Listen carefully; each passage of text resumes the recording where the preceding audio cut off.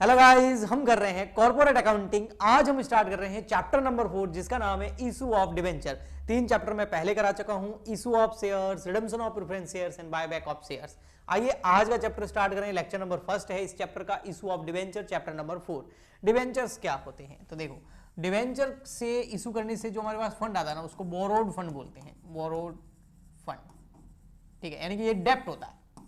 Debentures क्या होते हैं? डेप्ट होते हैं, यानी कि एक तरह का कंपनी के लिए लोन होता है। इसमें होता क्या है कि कोई भी कंपनी जो है, जब उसको पैसों की जरूरत होती है ना, अब ध्यान से समझना, तो थोड़ा सा शेयर्स और डिवेंचर के बीच में कॉन्सेप्चुअल अंडरस्टैंडिंग हो पाएगी। ठीक है, ओनली रट्टे नहीं मारने पड़ेंगे। तो देखिए, जैसे ये कंपनी है, अगर ये कंपनी पब्लिक में इशू करती है ना शेयर्स, क्या इशू करती है? शेयर्स। सर डिवेंचर चैप्टर करा रहे हो, शेयर क्यों बता रहे हैं? देखो अभी बताते हैं क्यों बता रहे हैं। देखो, कंपनी को जब कैपिटल की जरूरत होती है तो कंपनी क्या करती है? शेयर्स इशू कर देती है, शेयर्स इशू कर देती है, और इसके बदले में कंपनी के पास में क्या आ जाता है? पैसा आ जाता है, जिसको हम बोलते हैं share capital. Correct? Right? Yes, बिल्कुल। और ये कंपनी के क्या बन जाते हैं? Share holder, share holder. और जो शेयर होल्डर होते हैं, हाँ, वो कंपनी के क्या हो जाए? बन जाते हैं ऑनर, बन जाते हैं। यानी कि कंपनी की जो ओनरशिप है वो इनको दे दी जाती है, कंपनी का मालिकाना हक इनको दिया जाता है। और इसकी वजह से ये कंपनी की एजीएम के अंदर पार्टिसिपेट कर सकते हैं, एनुअल जनरल मीटिंग के अंदर वोटिंग राइट होता है इनके पास में। और जो इन्होंने पैसा लगाया है उसके बदले में इनको क्या मिलता है? कंपनी के प्रॉफिट में हिस्सा मिलता है, जिसको हम डिविडेंड बोलते हैं। यानी कि कंपनी के ओनर हो गए, डिसीजन में वोटिंग राइट होता है, जिसकी वजह से ओनरशिप इनको ट्रांसफर हो गई है। तो ओनरशिप ट्रांसफर होती है कंपनी की। ओके, लेकिन अगर कोई कंपनी चाहे कि भैया हमको मान लेते हैं 50 करोड़ रुपए चाहिए या 100 करोड़ रुपए चाहिए, बट अगर हम शेयर इशू करेंगे तो ओनरशिप और ट्रांसफर हो जाएगी, फिर प्रॉफिट में हिस्सा देना पड़ेगा, जो शेयर होल्डर होंगे उनको वोटिंग राइट मिल जाएगा, एजीएम में आएंगे, वो डिसीजन में पार्टिसिपेट करेंगे, डिसीजन मेकिंग के अंदर। तो कंपनी जाती है, नहीं मैं ओनरशिप नहीं देना चाहती, फिर भी मेरे को पैसा चाहिए। अब अगर कंपनी चली जाए बैंक के पास में लोन लेने के लिए, तो वहां पर इंटरेस्ट रेट बिजनेस लोन पे काफी ज्यादा होती है, और किसी से भी उठाए तो बहुत मुश्किल भरा ही मामला होता है, इंटरेस्ट ज्यादा होता है, लीगल प्रोसीडिंग बहुत ज्यादा होती है ना। तो एक और तरीका है, वो क्या है? बिना ओनरशिप ट्रांसफर किए हुए भी पैसे प्राप्त किए जा सकते हैं। यस, वो कैसे? जो कंपनी को फंड चाहिए वो कंपनी क्या करती है? इस बार पब्लिक के अंदर शेयर्स इशू नहीं करती है, यानी कि ओनरशिप नहीं देना चाहती, प्रॉफिट में हिस्सा नहीं देना चाहती, वोटिंग राइट नहीं देना चाहती, डिसीजन मेकिंग में पार्टिसिपेट नहीं देना चाहती, इसलिए कंपनी इशू कर देती है डिवेंचर्स। यस, क्या इशू कर देती है? डिवेंचर्स। तो ये हो जाते हैं डिवेंचर होल्डर। जो लोग डिवेंचर खरीदते हैं वो बन जाते हैं शेयर होल्डर, नहीं डिवेंचर होल्डर। और डिवेंचर होल्डर जो होता है ना, उनको एजीएम में पार्टिसिपेट करने का राइट नहीं होता, उनके पास में वोटिंग राइट भी नहीं होता, वो मैनेजमेंट में भी पार्टिसिपेट नहीं कर सकते, उनको प्रॉफिट में हिस्सा भी नहीं मिलता है। लेकिन ये डिवेंचर खरीदने के बदले में कंपनी को क्या देते हैं? पैसा। और वो पैसा जो है वो कंपनी के लिए क्या होता है? डेप्ट होता है। डेप्ट यानी कि एक तरीके लोन की तरह ट्रीट होता है, डेप्ट यानी कि लोन की तरह ट्रीट होता है, और कंपनी इसके बदले में इनको देती है फिक्स इंटरेस्ट, फिक्स रेट से क्या देती है? इंटरेस्ट देती है, ब्याज देती है। भैया समझ में आया? तो यहां पर कंपनी ने बिना ओनरशिप ट्रांसफर किए, बिना उनको ओनरशिप दिए, बिना उनको एजीएम में पार्टिसिपेट करने का राइट दिए, बिना वोटिंग राइट दिए, बिना कोई कंपनी के अंदर मतलब प्रॉब्लम क्रिएट किए, फंड भी उठा लिया, उसके बदले में डिबेंचर्स भी दे दिए, और इसके बदले में कंपनी क्या देगी? इनको इंटरेस्ट देगी, जो कि फिक्स रेट से होगा। वो रेट जो होती है वो अदर, अगर बैंक से या किसी फाइनेंशियल इंस्टीट्यूशन से, यानी कि एक्सटर्नल फंड से अगर लोन उठाए, उससे कम इंटरेस्ट रेट होती है। लेकिन डिवेंचर आपको पता है, अब कोई भी पब्लिक जो है वो क्यों किसी कंपनी के डिवेंचर खरीदेगी? और तो इसमें क्या होता है, जो कंपनी, जिन कंपनी की गुडविल बहुत अच्छी होती है, जिन कंपनी का जो है ना दबदबा मार्केट में बहुत अच्छा होता है ना, तो वो कंपनी जो है ऐसा जब डिवेंचर इशू करती है तो लोग उसको खरीद लेते हैं, क्योंकि लोगों को उस कंपनी पे भरोसा होता है कि आराम से इंटरेस्ट आ जाएगा, कोई प्रॉब्लम नहीं है। ठीक जी, बिल्कुल समझ में आ गया। डिवेंचर तो समझ में आ गया, और शेयर्स और डिवेंचर में आपको फर्क भी पता चल गया होगा। अगर आप सोचोगे तो देखो, है ना, मैं थोड़ा सा अगर आपको बताऊं भी तो चलिए देखिए, शेयर्स एंड डिवेंचर्स में क्या डिफरेंस होता है। मैं शॉर्ट में बता रहा हूं, आप इसको बना के लिखना अच्छे से, मैं तो ऐसे समझाने के लिए फटाफट से करा रहा हूं, है ना। डिफरेंस बिटवीन किसमें? शेयर्स, पहले शेयर्स कर लेते हैं, शेयर्स में, और शेयर्स में मैं इक्विटी शेयर ले रहा हूं, ठीक है, और यहां हो जाएगा आपका डिवेंचर्स। क्या डिफरेंस है? तो सबसे पहला है भैया नेचर। नेचर क्या है? ये भैया ओनर होते हैं, इनको ओनरशिप ट्रांसफर होती है, ये ओनर नहीं होता, ये तो डेप्ट होता है, कंपनी के लिए एक लोन होता है। यहां पर जो है इस केस के अंदर क्या होता है, जो एजीएम है उसके अंदर पार्टिसिपेट कर सकते हैं क्या? ये नहीं, ये कर सकते हैं एजीएम में पार्टिसिपेट, ये नहीं कर सकते। अच्छा, इनको वोटिंग राइट होता है, यस, शेयर्स पे वोटिंग राइट, मत देने का अधिकार होता है, एजीएम में जाके वोट दे सकते हैं। एजीएम मतलब एनुअल जनरल मीटिंग, ठीक है, ये नहीं दे सकते। अच्छा जी, इनको रिटर्न में क्या मिलता है? इनको रिटर्न में मिलता है डिविडेंड, डिविडेंड, और इनको क्या मिलता है? इंटरेस्ट। अच्छा जी, इनका जो रिटर्न है वो कैसा होता है? इनका जो रिटर्न है ना, वो फिक्स होता है या फ्लेक्सिबल होता है? तो रिटर्न जो इनको मिलता है वो रिटर्न की जो इंटरेस्ट रेट है, रिटर्न की जो रेट है, दर है, वो फिक्स नहीं होती है, not fixed. Equity share holder में पता है ना आपको, फिक्स होती नहीं है, फ्लेक्सिबल होती है, कंपनी के प्रॉफिट के ऊपर डिपेंड करता है। प्रॉफिट ज्यादा होगा तो डिविडेंड ज्यादा मिलेगा, अदरवाइज नहीं मिलेगा। इनकी इंटरेस्ट रेट क्या होती है? फिक्स्ड होती है, ठीक है। तो इस तरीके से आप काफी सारे डिफरेंसेस जो है लिख सकते हैं। और एक और डिफरेंस लिख सकते हैं, इनको कहाँ शो किया जाता है? फाइनेंशियल स्टेटमेंट के अंदर इनको कहाँ शो किया जाता है? इनको शेयर होल्डर फंड के अंदर शो किया जाता है, शेयर होल्डर फंड के अंदर। बैलेंस शीट वाला लेक्चर मैंने अपलोड किया था ना, जिसमें शेयर होल्डर फंड आता था, उसके अंदर शेयर कैपिटल आती थी, उसके अंदर इक्विटी शेयर कैपिटल आएगी। जबकि जो डिवेंचर्स है इनको कहां शो किया जाता है? इनको शो किया जाता है नॉन करंट लायबिलिटी के अंदर, और नॉन करंट लायबिलिटी में भी कहां? लॉन्ग टर्म बोरोइंग के अंदर शो किया जाता है, लॉन्ग टर्म बोरोइंग के अंदर शो किया जाता है। अगर बैलेंस शीट वाला लेक्चर आपने देखा है तो मैं क्या बोल रहा हूं आपको समझ में आ गया होगा। यस, चलिए, ये तो ठीक है सर। इस डिबेंचर्स के टाइप्स भी होते हैं, जैसे शेयर्स के टाइप होते हैं, इक्विटी शेयर, प्रेफरेंस शेयर, फिर प्रेफरेंस शेयर के फर्दर टाइप होते हैं। तो क्या ऐसे डिबेंचर्स के भी टाइप्स होते हैं? बिल्कुल होते हैं। तो यहाँ पर शॉर्ट में मैं फटाफट से आपको बता देता हूँ टाइप्स या काइंड्स ऑफ डिबेंचर्स। तो इनके बहुत सारे बेसिस हैं। सबसे पहला बेस मैं ले रहा हूँ यहाँ पर, on the basis of security, या on the basis of security ले लेते हैं ना, on the basis of security. Security की बेसिस पे जो डिवेंचर है वो दो टाइप के हैं, है ना, सिक्योर्ड और अनसिक्योर्ड। सिक्योर्ड डिवेंचर्स, ठीक है, एंड अनसिक्योर्ड डिवेंचर्स। नाम से ही पता चल रहा है इसके, देखो नाम से ही पता चल रहा है ये सिक्योर्ड है। सिक्योर्ड क्यों है? क्योंकि यहाँ पर कोई ना कोई एसेट जो है प्लेस की जाती है, गिरवी रखी जाती है। जब डिवेंचर इशू करते हैं ना, हाँ, उसी टाइम डिवेंचर होल्डर का पैसा डूब ना जाए, उनके पास में कुछ एसेट्स गिरवी रख दी जाती है। गिरवी मतलब एसेट दे दी नहीं जाते, उनके लिए प्लेस कर दी जाती है, यानी कि उन एसेट को बेचा नहीं जा सकता जब तक कि डिवेंचर होल्डर को उनका पेमेंट नहीं हो जाता। और कंपनी जब खत्म हो जाएगी तो डिवेंचर होल्डर उस एसेट्स को बेचकर भी अपना पैसा वसूल कर सकते हैं। और अनसिक्योर्ड में क्या हो गया भैया? कोई भी प्लेस विलेज नहीं होता, कुछ भी एसेट डिवेंचर होल्डर के लिए गिरवी कंपनी द्वारा नहीं रखी जाती है, तो वो हो गए अनसिक्योर्ड। नेक्स्ट आता है आपका टेन्योर के बेसिस पर। नेक्स्ट आता है टेन्योर के बेसिस पर। तो on the basis of tenure, basis of tenure. अब टेन्योर के बेसिस पे देखोगे तो दो है, एक है रिडीमेबल, रिडीमेबल डिवेंचर्स, ठीक है, और एक होते हैं irredeemable debentures, irredeemable debentures. Yes, ठीक है। जो रिडीमेबल डिवेंचर्स होते हैं ना, हाँ, उनमें पता है क्या होता है? इनका रिडम्पशन, अपन प्रेफरेंस शेयर का रिडम्पशन कर चुके हैं ना, तो रिडम्पशन में मतलब पता ही है ना, रीपेमेंट। इनका रीपेमेंट फिक्स होता है, यानी कि जब डिवेंचर इशू कर दिए जाते हैं उसी टाइम बता दिया जाता है कि तब लोन कब वापस मिलेगा, रीपेमेंट कब होगा लोन का। जैसे मान लेते हैं आज डिवेंचर इशू कर रहे हैं, कितने रुपए के? मान लेते हैं 50 लाख रुपए के। तो 50 लाख रुपए के डिवेंचर इशू कर दिए, कंपनी के पास 50 लाख रुपए आ गए। अब कंपनी इनका रीपेमेंट कब करेगी? 5 साल बाद में। तो 5 साल बाद में कंपनी क्या करेगी? ये 50 लाख रुपए देगी और डिवेंचर वापस ले लेगी। तो ये हो गया रीपेमेंट, इसी को रिडम्पशन बोलते हैं। लेकिन जब तक रीपेमेंट नहीं होगा तब तक कंपनी क्या पे करेगी? इंटरेस्ट पे करेगी। ओके। और इररिडीमेबल डिवेंचर का रिडम्पशन नहीं होता है, इसका रिडम्पशन नहीं होता है, इसका बिल्कुल भी रिडम्पशन नहीं होता है। तो सर पैसा वापस कब मिलेगा? जब कंपनी का लिक्विडेशन होगा, वाइंडिंग अप होगा, यानी कि कंपनी जब खत्म होगी, बंद हो जाएगी, तब होगा, उससे पहले नहीं होगा, ठीक है। नेक्स्ट आता है हमारा, फिर दो बेसिस हो गए, सिक्योरिटी के बेसिस और टेन्योर के बेसिस। थर्ड नंबर आप देख सकते हैं on the basis of convertibility, on the basis of conversion या कन्वर्टेबिलिटी, ठीक है। कन्वर्जन के बेसिस पे देखिए तो दो तरीके के होते हैं, एक होते हैं कन्वर्टेबल डिबेंचर, ठीक है, और एक होते हैं non convertible debentures, non debentures. जो कन्वर्टेबल डिबेंचर्स होते हैं, यानी कि इनको शेयर्स में कन्वर्ट किया जा सकता है, इन डिबेंचर को कन्वर्ट किया जा सकता है किसमें? शेयर्स में, और इन डिबेंचर को कन्वर्ट नहीं किया जा सकता। मतलब ये देखो, कंपनी ने अभी डिबेंचर इशू किए, कितने रुपए के? 50 लाख रुपए, ठीक है। कंपनी बोल रही है कि 5 साल बाद में इसका रिडम्पशन होगा, यानी 5 साल बाद में रीपेमेंट होगा। लेकिन रीपेमेंट में हम ऑप्शन दे रहे हैं, क्या ऑप्शन दे रहे हैं कि अगर कोई चाहे तो पैसा ले जाए और डिबेंचर दे जाए, और कोई चाहे तो नया शेयर ले जाए, न्यू शेयर ले जाए और उसके बदले में डिबेंचर दे जाए। तो ये हो गए कन्वर्जन, यानी कि रिडम्पशन के टाइम कन्वर्जन का ऑप्शन अवेलेबल होगा।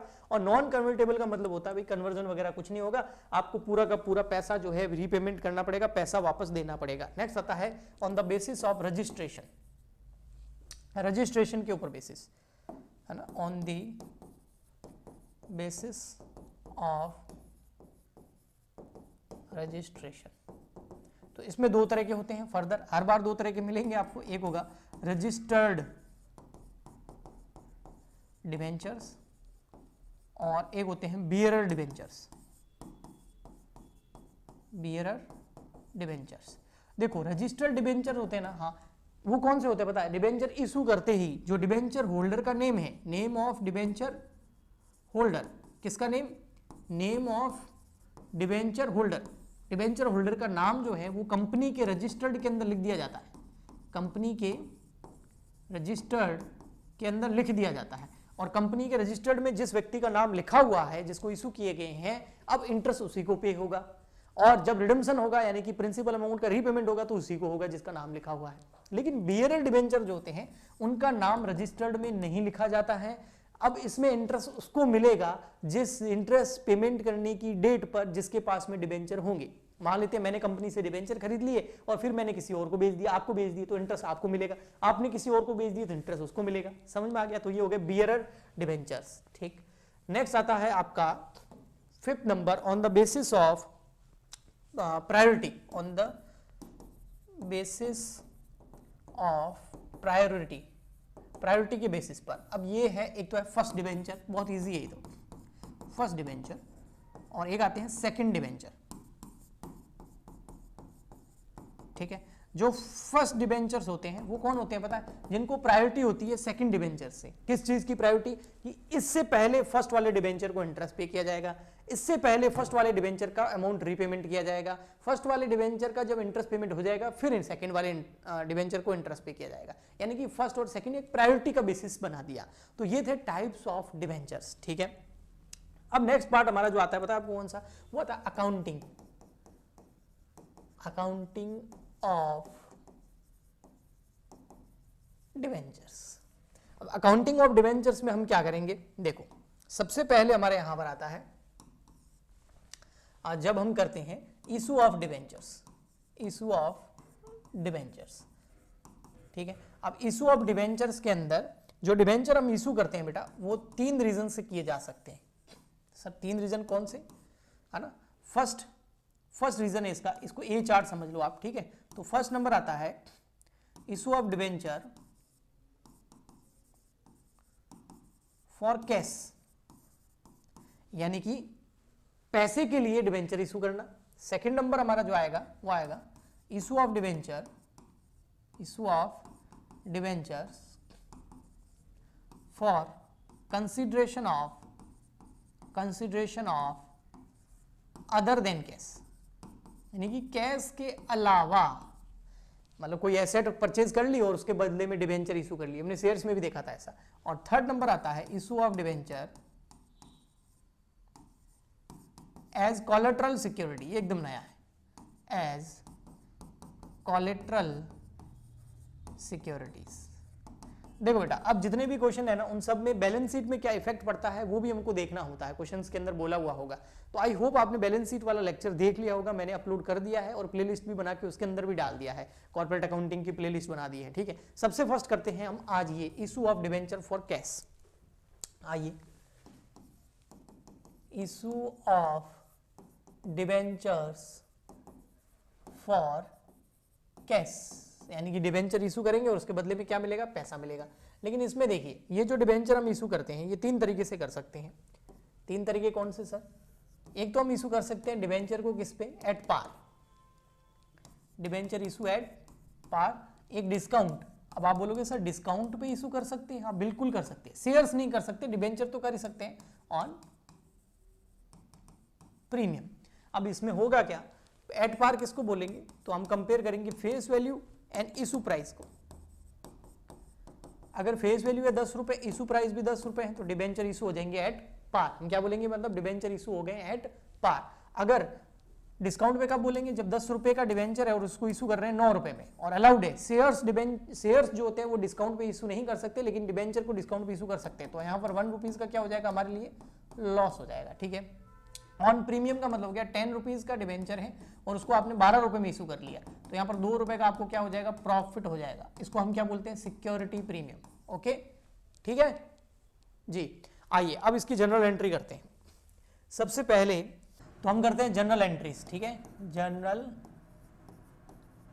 एंट्रीज। अब जनरल एंट्री करते टाइम भी जनरल की एंट्री जनरल फॉर्मेट में बनानी होती है, लेकिन मैं कंपैरिजन दिखाने के लिए आपको यहाँ पर ऐसे ही करा रहा हूँ, क्योंकि डिबेंचर आपको पता है हम इशू कैसे कर सकते हैं। एक तो कर सकते हैं एट पार, तो उसकी एंट्रीज क्या होगी। एक हम डिबेंचर इशू कर सकते हैं ऑन डिस्काउंट, तो उसकी एंट्री क्या होगी। और एक डिबेंचर हम इशू कर सकते हैं ऑन प्रीमियम, तो उसकी एंट्रीज क्या होगी।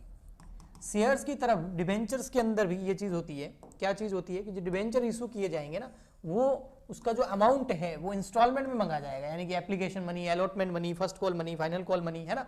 तो यहाँ पर मान लेते हैं सबसे फर्स्ट एप्लीकेशन की एंट्री। एप्लीकेशन मनी जब मंगाएंगे तब एंट्री क्या होगी, तो देखना एप्लीकेशन का जब पैसा मंगाएगा, यानी कि एप्लीकेशन मंगाएंगे तब क्या होगा, on the date of application. तो एप्लीकेशन में सबसे फर्स्ट एंट्री कौन सी होगी, ड्यू की एंट्री होगी। फर्स्ट एंट्री कौन सी होगी बेटा, ड्यू की एंट्री होगी। तो ड्यू की एंट्री फर्स्ट पैसे की एंट्री होगी, क्योंकि पहले पैसा आएगा। ठीक है, तो बैंक अकाउंट डेबिट टू, जहां इक्विटी शेयर हम एप्लीकेशन करते थे ना, वहां पर कर देंगे percentage debenture application.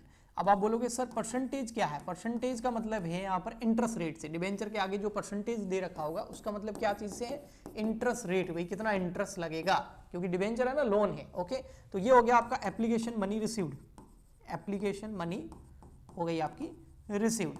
Second entry इसी की होगी एप्लीकेशन की, वो क्या होगी, अब ड्यू वाली, यानी कि जो एप्लीकेशन पे पैसा आया है उसको डिबेंचर अकाउंट में ट्रांसफर करने की एंट्री होगी। तो ये परसेंटेज डिबेंचर एप्लीकेशन है, ये क्या हो जाएगा, डेबिट। परसेंटेज डिबेंचर एप्लीकेशन हो जाएगा डेबिट, और टू इक्विटी शेयर कैपिटल लिखते थे ना, उसकी जगह लिख देंगे परसेंटेज डिबेंचर। ठीक है, और यहां क्या लिख देंगे, एप्लीकेशन मनी ट्रांसफर टू कहां पर ट्रांसफर कर देंगे इसको, डिबेंचर अकाउंट। ठीक है, अब समझना है यहां पर सर बैंक अकाउंट डेबिट क्यों किया, क्योंकि पैसा आ रहा है, डिबेंचर इशू कर रहे हैं तो पैसा आ रहा है। ठीक है, एप्लीकेशन का। डिबेंचर एप्लीकेशन को क्रेडिट क्यों किया, क्योंकि ये जो पैसा है ये एक तरह का हमारे लिए लायबिलिटी है, तो लायबिलिटी उत्पन्न कर ली है। फिर इस लायबिलिटी को वापस मैंने क्लोज कर दिया डेबिट करके, और फिर एक नए उस पैसे को एक नई लायबिलिटी में डाल दिया जिसका नाम है डिबेंचर। और डिबेंचर पता है आपको लायबिलिटी ही होती है। क्यों लायबिलिटी होती है, क्योंकि लोन है, और इसको हम नॉन करंट लायबिलिटी के अंदर, बैलेंस शीट में नॉन करंट लायबिलिटी के अंदर लॉन्ग टर्म बोरिंग में दिखाते हैं। तो वो परसेंटेज डिबेंचर जब क्रेडिट करेंगे तभी तो लायबिलिटी पैदा होगी। ओके, तो ये तो हो गया एप्लीकेशन का मामला। फिर आता है यहाँ पर अलॉटमेंट। सेम शेयर्स की तरह ही एंट्री है, बस फर्क क्या है मैं बता देता हूं आपको। इसमें क्या होगा, अलॉटमेंट में आपको पता है ड्यू की एंट्री पहले होगी, तो percentage debenture allotment account debit to percentage debenture. ठीक है, डिस्काउंट और प्रीमियम तो है नहीं क्योंकि एट पार इशू कर रहे हैं। ठीक है, ये क्या हो जाएगा आपका अलॉटमेंट ड्यू हो गया।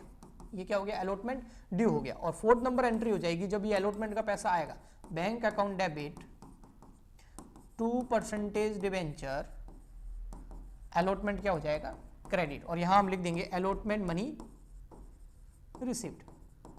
ठीक है, फिर ऐसा कैसा हम किस में करेंगे, कॉल्स में करेंगे। तो यहां पर आ जाएगा कॉल्स। अब कॉल्स हो सकता है 2 हो सकता है 1 हो, मैं ओनली कॉल्स लिख रहा हूं। तो यहां पर फिफ्थ नंबर एंट्री हो जाएगी जब कॉल ड्यू होगी, तो हम करेंगे परसेंटेज डिबेंचर, अलॉटमेंट की जगह क्या आ जाएगा, कॉल्स। ये फर्स्ट कॉल होगी तो फर्स्ट, फाइनल कॉल होगी तो final call, account debit to percentage debenture. Capital की जगह डिबेंचर आएगा। आपने अगर शेयर्स वाला चैप्टर कर रखा है तो आप समझ रहे होंगे मैं क्या कह रहा हूं। यहां हो जाएगा आपका call money due, calls money या कॉल ड्यू हो गई। ठीक है, कॉल मनी ड्यू क्या, कॉल्स ड्यू। ओके, और 6 नंबर एंट्री हो जाएगी इस कॉल मनी का पैसा आने की, यानी कि बैंक अकाउंट डेबिट, ये जो percentage debenture call account debit हुआ इसको कर देंगे credit, percentage debenture to percentage debenture calls account, और यहां आ जाएगा कॉल मनी रिसीव्ड। ठीक है, बिल्कुल सिंपल एंट्री है। ओके, तो ये किसका हो गया, जब हम डिबेंचर इशू करते हैं एट पार।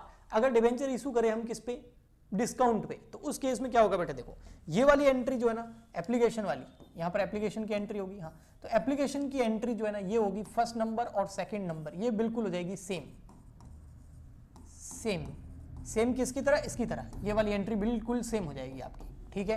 हाँ अलॉटमेंट की एंट्री चेंज हो जाएगी क्योंकि डिस्काउंट का जो इफेक्ट देंगे हम वो अलॉटमेंट में देंगे, 10 रुपए का शेयर है उसके बदले 9 रुपए मिलेंगे, 1 रुपए कम मिलेगा, उसका इफेक्ट हम कहां देंगे, अलॉटमेंट में। तो अलॉटमेंट की एंट्री क्या होगी वो मैं करके बता देता हूं आपको।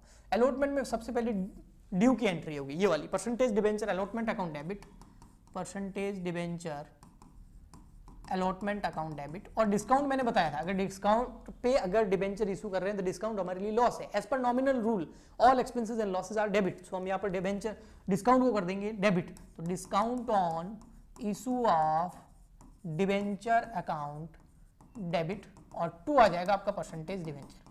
फॉर एग्जाम्पल के लिए अगर डिबेंचर जो है वो 10 रुपए की फेस वैल्यू का है और उस पर जो अलॉटमेंट पे हम पैसा मंगा रहे हैं वो मंगा रहे हैं टोटल 5 रुपए मंगा रहे थे, ठीक है, तो 5 रुपए फेस वैल्यू मंगा रहे थे या 4 रुपए मंगा रहे थे, तो 4 में से 3 रुपए आ जाएंगे, 1 रुपए क्या हो गया डिस्काउंट, 4 की जगह कितना है 3, तभी तो 1 रुपए का क्या हो गया लॉस, ठीक है। ये तो मैं ऐसे एग्जांपल के लिए समझा रहा हूँ। नेक्स्ट आ जाएगा फोर्थ नंबर, फोर्थ कोई चेंज नहीं होगा, बैंक अकाउंट डेबिट, पैसा आएगा तो बैंक अकाउंट डेबिट हो जाएगी, और ये जो परसेंटेज डिबेंचर अलॉटमेंट है ये हो जाएगा क्रेडिट,